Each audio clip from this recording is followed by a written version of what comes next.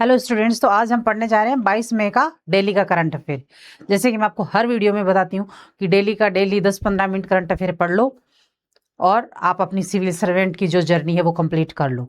क्योंकि अगर आप इकट्ठा करते जाओगे कल पढ़ेंगे तो कल में बहुत सारा हो जाता है और फिर लास्ट में कुछ नहीं पढ़ पाओगे, मुझे पता है। क्योंकि आप जिस दौर से गुजर रहे हो उस दौर से मैं भी गुजरी हूँ। इससे बेटर है कि आप 10-15 मिनट का डेली का करंट अफेयर होता है वो तो आप डेली ही पढ़ लिया करो। चाहे 15 मिनट आप कहीं से भी दे सकते हो, इधर उधर से कहीं से भी निकाल के 15 मिनट पूरे दिन भर में से आप इसमें दे सकते हो, जिसका बेनिफिट आपको फिर आगे बहुत ज्यादा होता है। ओके, शुरुआत करते हैं। 22 मई 2026। एग्रीकोला मेडल से सम्मानित कौन? मतलब मोदी जी इतने सारे मेडल लेके आ रहे हैं, इतने सारे। मुझे लग रहा है एक दिन एक गिनीज बुक जो वो मोदी जी के ऊपर ही बन जाएगी। कोई ऐसा देश नहीं होगा जिन्होंने अपना सर्वश्रेष्ठ सम्मान मोदी जी को नहीं दिया हो। जहां पे भी जाते हैं सम्मान लेके ही आते हैं। तो शुरू करते हैं। स्थान रोम। रोम कहाँ है? रोम है इटली की राजधानी। तो इटली के रोम में इसे ये सम्मान दिया गया है। संयुक्त राष्ट्र के खाद्य एवं कृषि संगठन ने पीएम मोदी को प्रतिष्ठित एग्रीकोला मेडल से सम्मानित किया। कौन से कोला? एग्रीकोला मेडल से सम्मानित किया है। यह सम्मान खाद्य सुरक्षा और कृषि विकास में उनके वैश्विक नेतृत्व के लिए दिया गया है। किसके लिए दिया गया है? यह सम्मान उन्हें खाद्य सुरक्षा और कृषि विकास में जो वैश्विक तौर पर उन्होंने जो इम्प्रूवमेंट किया है, जो बढ़ाया है कृषि को और खाद्य को, उसके लिए उनको दिया गया है। पीएम मोदी का ये सम्मान पाने वाले पहले भारतीय नेताओं में से एक बने हैं। मतलब भारतीय नेताओं में से पहले हैं जो पीएम मोदी ये सम्मान पाने वाले बने हैं। और पीएम मोदी ने जितना सम्मान पाया है पूरे वर्ल्ड के देशों से, मुझे ऐसा लगता है किसी भी पॉलिटिशियन ने नहीं पाया होगा। Okay, next. साहित्य बुकर प्राइज 2026। कौन सा प्राइज? साहित्य बुकर प्राइज। विजेता कृति ताइपेई टेल्स। क्या नाम है? Taipei tales. इस नाम को आपको ऐसे याद करना होगा, 2-4-5 बार आप बोलोगे याद हो जाएगा है। और लेखिका यांग सुंग जी, ताइवान। ये लेखिका का नाम है यांग सुंग जी, ताइवान। क्या है कि ये जो चीन, जापान, दक्षिणी कोरिया, उत्तरी कोरिया, इन लोगों के नाम ऐसे ही होते हैं। तो आपको ऐसे ही इस नाम को याद करना होगा, क्योंकि हम उनके नाम सुनते हैं तो हमें आश्चर्य होता है, हमारे नाम सुनकर उनको आश्चर्य होता होगा। जैसे उनके नाम पढ़ने में हमें परेशानी होती है, उन लोगों को हमारे नाम पढ़ने में परेशानियां होती होंगी हैं। और अनुवादक कौन है? लिन किनियंग। इसके अनुवादक है लिन किनियंग। किसके अनुवादक है? ये जो कृति है, कौन सी कृति? विजेता ताइपेई टेल्स जो कृति है, इसके अनुवाद किसने किया? लिन किनियंग ने किया है। और लेखिका है यांग सुंगजी। कौन सी? यांग सुंगजी।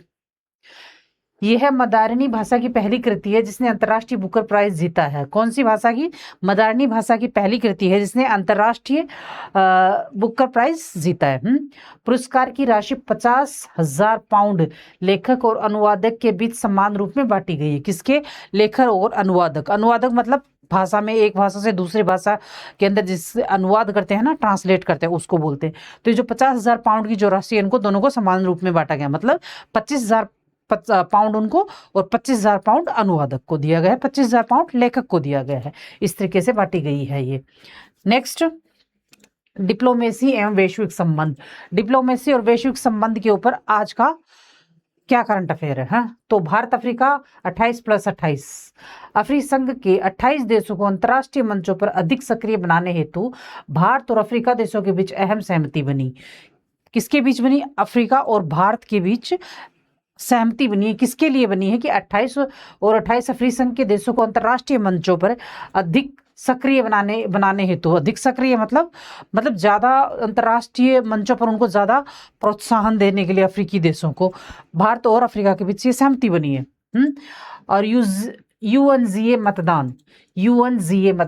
भारत ने संयुक्त राष्ट्र महासभा में इजरायल से जुड़े एक महत्वपूर्ण प्रस्ताव पर मतदान से दूरी बनाई है। भारत ने संयुक्त राष्ट्र महासभा जो है उसके अंदर इजरायल से जुड़े एक महत्वपूर्ण, मतलब संयुक्त राष्ट्र महासभा जो है उसके अंदर मतदान हो रहे थे इजरायल से जुड़े किसी मुद्दे के ऊपर, लेकिन भारत सरकार ने उससे दूरी बना ली है कि हम इसमें इन्वॉल्व नहीं होंगे। हाँ, तो वो अपनी कुछ मुद्दों में अपनी पर्सनल सहमति होती है कि अगर देश चाहे तो इन्वॉल्व हो सकता है और अगर नहीं चाहे तो वो नहीं भी इन्वॉल्व हो सकता है। नेक्स्ट है रेलवे नेट जीरो 2030 लक्ष्य। नेट जीरो 2030 लक्ष्य। भारतीय रेलवे 2030 तक नेट जीरो कार्बन उत्सर्जक, यानी 2030 तक जो भारतीय रेलवे है वो कार्बन के लिए नेट जीरो का उपलक्ष्य बना रही है। नेट जीरो कार्बन का उपलक्ष्य बना रही है कि हम कार्बन को बिल्कुल जीरो लेवल पर लेके आ जाएंगे।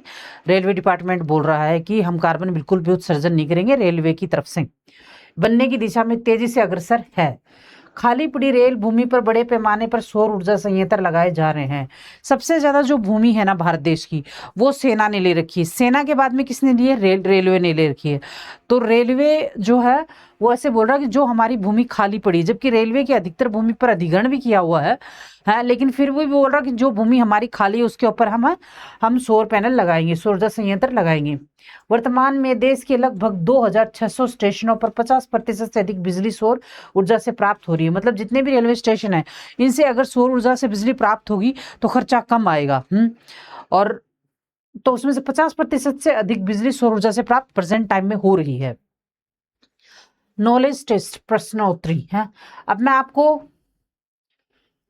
प्रश्न पूछना चाहूंगी है।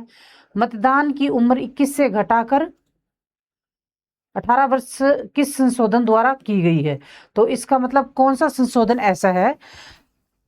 भारतीय संविधान संशोधन। अपने संविधान जो उसके अंदर संशोधन किए गए हैं, जैसे जैसे जरूरत पड़ी है सुधार की संविधान में, तो उसमें सुधार किए गए हैं और उसमें संशोधन किए गए हैं। तो उसके अंदर कौन सा संशोधन ऐसा है जिसके अंदर मतदान की उम्र 21 से घटाकर 18 वर्ष की गई है? तो उसका आंसर होगा 61वां संशोधन। मैं जैसा कि आपको अपनी हर करंट अफेयर की क्लास में बताती हूँ कि डेली के अगर मैं आपको 2-2 क्वेश्चन भी पूछूंगी और याद करने के लिए दूंगी है, तो 2 क्वेश्चन याद करने में सिर्फ 2 मिनट लगती हैं। यानी 24 घंटे में से सिर्फ आपको 2 मिनट देनी होती है और 2 क्वेश्चन याद होते हैं, जो कि एक दिन आपको बहुत बेनिफिट फील होगा। 6 महीने बाद या फिर 1 साल बाद जब आप देखोगे कि हमने एक दिन में 2 क्वेश्चन याद करके भी कितना कुछ याद कर लिया है, तो उसका आपको किसी दिन किसी टाइम बहुत बेनिफिट फील होगा, मिलेगा। क्योंकि बूंद बूंद से घड़ा भरता है। तो आप जो खुद से पढ़ रहे हो वो तो पढ़ ही रहे हो, लेकिन जो मैं मेरी तरफ से करा रही हूँ वो भी अगर आप याद करते रहोगे, तो वो भी अगर आप क्वेश्चंस आ जाते हैं तो आप उसके बेस पे भी काफी क्वेश्चन सॉल्व कर लोगे। देश बंधु के नाम से कौन विख्यात है जिन्होंने स्वराज पार्टी की स्थापना की थी? देश बंधु के नाम से, स्वराज देश बंधु के नाम से वो फेमस है और उन्होंने स्वराज पार्टी की स्थापना की थी। वो पर्सन कौन है? ये पिक्चर देखिए, ये कौन है? कहाँ देखा है आपने इसको? कभी देखा है कहीं?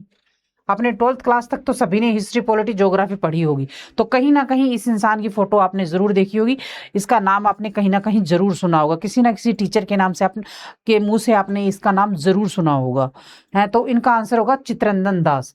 यानी देश बंधु के नाम से जो जाने जाते हैं जिन्होंने स्वराज पार्टी की स्थापना की थी, वो है चित्तरंजन दास। नेक्स्ट देखते हैं, Indian Nordic summit word of the day. आज का कौन सा शब्द है जो सबसे ज्यादा प्रचलन में रहा, सबसे ज्यादा न्यूज के अंदर रहा, सबके से ज्यादा यूज किया गया, सभी पूरी इंडिया की पब्लिक के और पूरी वर्ल्ड की पब्लिक के द्वारा जो शब्द सबसे ज्यादा यूज किया जाता है उसको मैं डेली यहाँ लेके आती हूँ। तो है इंडियन नॉर्डिक समिट। यह भारत और 5 नार्डिक देशों, 5 नार्डिक देश कौन से?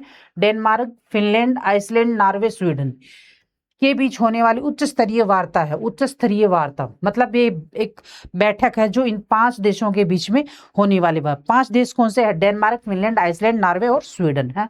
इसका मुख्य उद्देश्य हरित विकास, नवाचार और समुद्री सुरक्षा में सहयोग बढ़ाना है।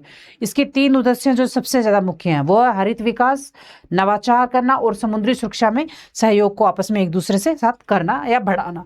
इसकी शुरुआत 2018 से स्टॉकहोम से हुई थी, यानी 2018 में ये शुरू हुए थे स्टॉकहोम। 2018 तो आप लगा लो कितनी साल हो गई हैं अभी इनको स्थापित हुए। नेक्स्ट देखते हैं। धन्यवाद।